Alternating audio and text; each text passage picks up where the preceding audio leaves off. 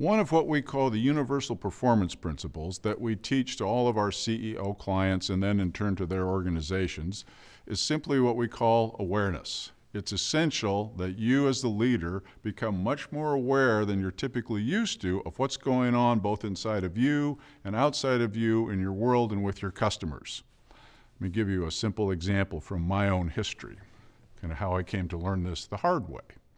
So years ago, we'd been working with athletes. We'd done work with individual performers. We'd expanded our work to working with teams, and in that we had done work with national teams, Olympic teams, professional teams, and by virtue of some intricate circumstances that I don't have time for now, we got the opportunity to go and meet with leaders of the United States Army and talk to them about what we could do to help them solve a series of problems they had. So here I am, the tender age of 31 years old, find myself down at Fort Hood, Texas, with my little sport coat and tie in the 98-degree heat and 99% humidity, talking to a room full of colonels about the issues that they had. They were still a little bit left in the hangover from Vietnam, and the soldiers then were having trouble passing their physical fitness test. They had too many sick calls, too many overweight profiles. They had Article 15, which is general crime. Morale was lousy. Other than that, they were ready to go.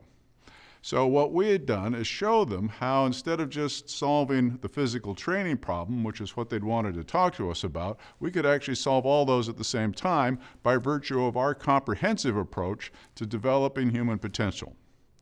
Now, this was something that we were, of course, just making up in the moment. It's not like we had a canned program ready for the Army. So I'm sitting here designing this stuff on a flip chart and showing us, and we're doing it together, and we get down the bottom, and everybody goes, wow, that's really cool, that's amazing. What's it going to cost?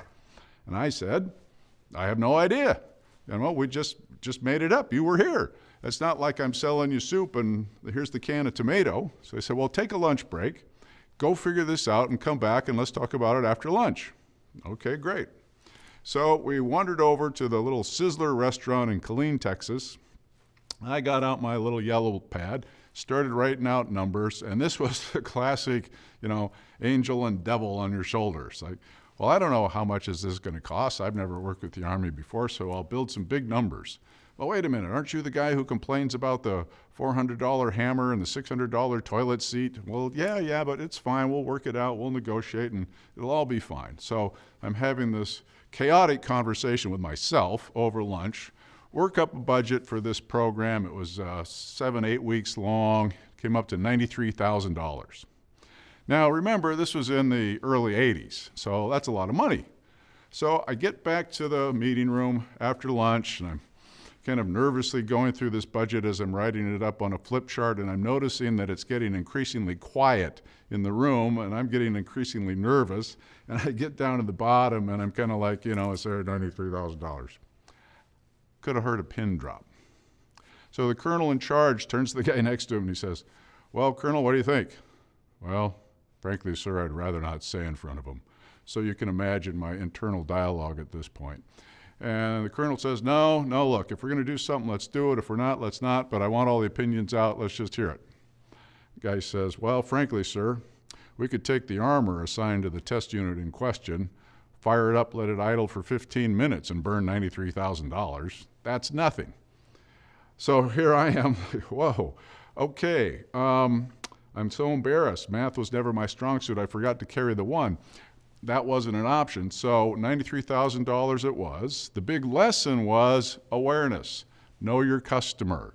$93,000 to these guys was barely a rounding error, and I was completely oblivious to it because I'd been stuck in my historical way of thinking, which is we've been working with individual athletes who are largely broke. We've been working with teams who didn't have big budgets, and now all of a sudden I dropped into a completely different world, didn't really do the work that I probably should have. It all worked out fine as I'm here talking to you today, but it was a big lesson in awareness.